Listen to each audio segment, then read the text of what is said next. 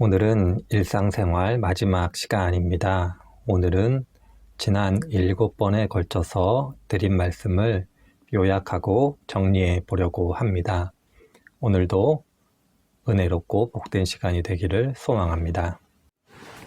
먼저 생각해 보아야 될 것이 있다면 그것은 바로 우리들이 살아가고 있는 이 시대, 우리들이 하루하루 경험하는 일상의 특징을 이해하는 겁니다. 제가 여러 가지 많이 말씀드렸습니다만은 한 가지만 강조해서 말씀을 드리면 그것은 바로 우리들이 살아가고 있는 이 시대는 상대주의적 관점이 널리 통용되는 시대라 말씀드릴 수 있습니다. 이것을 조금 더 쉽게 얘기하자면 내 생각을 누군가에게 강제하거나 강요할 수 없다라는 겁니다. 나에게는 진리일 수 있으나 다른 사람에게는 비진리일 수 있고 반대로 나에게는 비진리이나 누군가에게는 진리일 수 있다는 것, 바로 그것이 우리들이 살아가고 있는 이 시대의 한 특징이다 말씀드릴 수 있을 겁니다. 그런 의미 속에서 우리들이 살아가고 있는 이 시대 일상은 상호 존중, 배려, 상호 이해가 강조되어지고 그렇게 살아가는 것이 한 시대를 살아가는 마땅한 태도라고 그렇게 강조되고 있음을 발견하게 됩니다. 이러한 일상의 특징을 생각해 볼 때 특별히 기독교 신앙과 관련해서 생각해 보면 이것이 바로 우리들에게는 쉽지 않은 도전이다 이렇게 말씀드릴 수 있습니다. 저희들은 절대적인 기준, 절대적인 진리가 있다라고 생각을 합니다. 하나님이 계시고 성경은 진리이고 그런 의미 속에서 양보할 수 없는 절대적 가치가 있다라고 생각을 하는데 우리들이 살아가고 있는 이 시대는 그 생각 자체를 거부한다 말씀드릴 수 있습니다. 따라서 복음을 전하거나 하나님을 전하거나 전도하는 것이 쉽지만은 않은 시대, 그것을 주장하고 그것을 강조하면 무엇인가 배타적인 그러한 협소한 생각을 가지고 있다라고 여기는 그러한 시대를 살아가고 있습니다.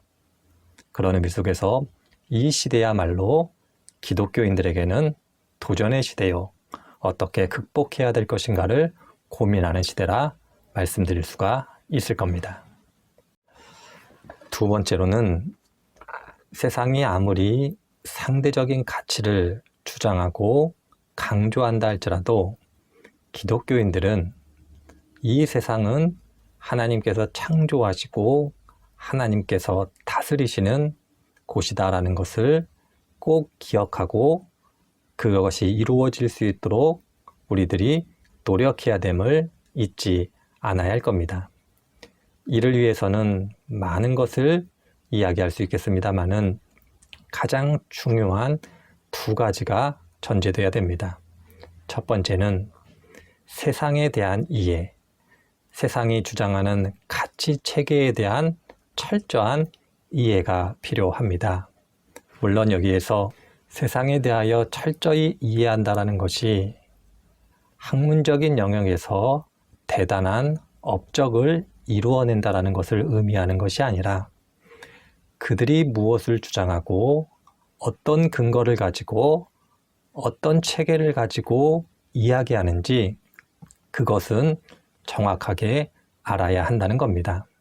그런 의미 속에서 세상의 학문 혹은 세상에서 진리라고 불리우는 것을 배척하는 것이 아니라 그것에 대한 이해를 하기 위해서 노력하는 것이 필요하다 말씀드릴 수 있습니다.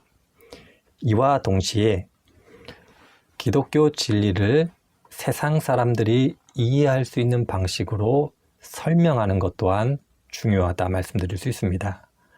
이를 위해서 또한 기독교 신앙, 기독교 진리에 대한 철저한 이해가 있어야 합니다. 누군가에게 내가 아는 것을 설명하기 위해서는 정확하게 알고 확실하게 알 때에만 누군가가 이해할 수 있는 방식으로 설명할 수 있습니다.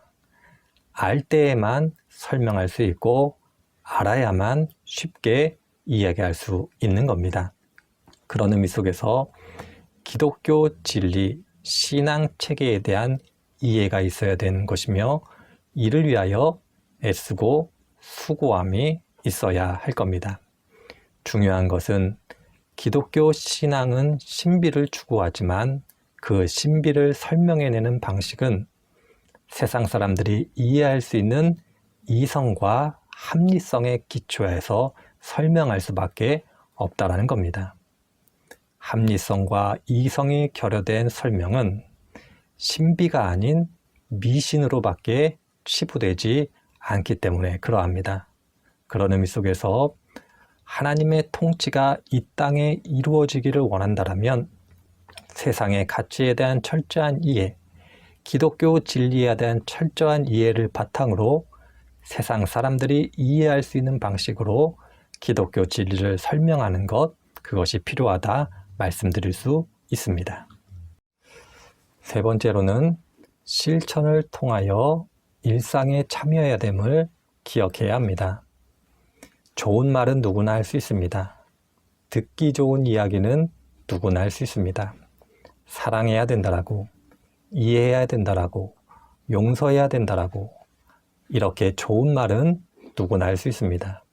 그러나 정작 그것을 실천한 일은 다른 차원의 문제임을 잘 아실 겁니다. 그러하기에 더더욱 우리들은, 그리스도인들은 세상 사람들이 이해할 수 있는 방식으로 기독교 진리를 설명할 뿐만 아니라 더 나아가 우리들의 삶, 우리들의 행동을 통해서 그 말, 그 이야기가 진리임을 보여주어야 할 것입니다. 이를 위해서는 타인과의 만남 속에서 두 가지 자세가 필요하다 말씀드릴 수 있습니다. 첫 번째로는 불쌍히 여기는 마음을 가지고 있어야 합니다. 불쌍히 여기는 마음이라는 것은 누군가에게 시혜를 베푸는 것은 아닙니다. 내가 높은 자리에 있고 상대방은 낮은 자리에 있고 그럼으로써 내가 누군가에게 선을 행하는 것, 그것은 시혜이지 불쌍히 여기는 마음은 아닙니다. 예수님께서 보여주신 불쌍히 여기는 마음은 다른 것이 아니라 누군가가 연약할 수 있음을, 누군가가 죄를 범할 수 있음을, 인간이라면 한계가 있음을 인정하고 이해함으로써 그를 수용하고 받아들여주는 태도, 자세, 마음이 바로 불쌍히 여기는 마음입니다. 예수님께서는 자신이 만나는 모든 사람들을 그렇게 만나셨고 그렇게 받아들여 주셨음을 기억할 때에 우리들도 일상의 삶 속에서 누군가를 만날 때에 이 불쌍히 여기는 마음을 가질 수 있을 때에 실천을 통한 열매를 맺게 되는 겁니다. 두 번째로는 기억하지 않는 모습이 필요합니다. 하나님께서 우리들에게 보여주신 것, 죄를 기억하시지 않는 것과 마찬가지로 용서함으로 기억하지 않는 것, 용서함으로 잊어버리는 것, 그것이 바로 필요하다 말씀드릴 수 있습니다. 세상은 잘못된 것을 기억하고 잘못된 것을 끝없이 끄집어냅니다. 그럼으로써 누군가를 괴롭히기도 하고 누군가를 정죄하기도 하고 누군가에게 해악을 끼치기도 합니다. 그러나 그리스도인이라면 그리스도인으로서 일상에 참여함으로 열매를 맺고자 한다면 기억하지 않는 것, 잊어버리는 것이 필요하다 말씀드릴 수 있습니다. 쉽지는 않은 일이겠습니다만은 바로 이것을 통해서 우리의 일상에 귀한 열매를 맺게 되는 것입니다. 이상과 같이 일상생활에 대하여 오늘은 요약하여 말씀을 드렸습니다. 짧은 8번의 시간이었습니다마는 좋은 시간이 되셨기를 소망하며 무엇보다도 우리들에게 주어진 하루하루는 하나님의 선물이고 하나님의 뜻이 이 땅에 이루어지도록 우리들을 부르시고 우리들에게 소명과 사명을 준 날들임을 꼭 기억하시는 복된 성도분들이 되시기를 바랍니다. 하나님의 은혜의 은총이 가득하기를 기원하며 이상으로 말씀을 마치도록 하겠습니다. 감사합니다.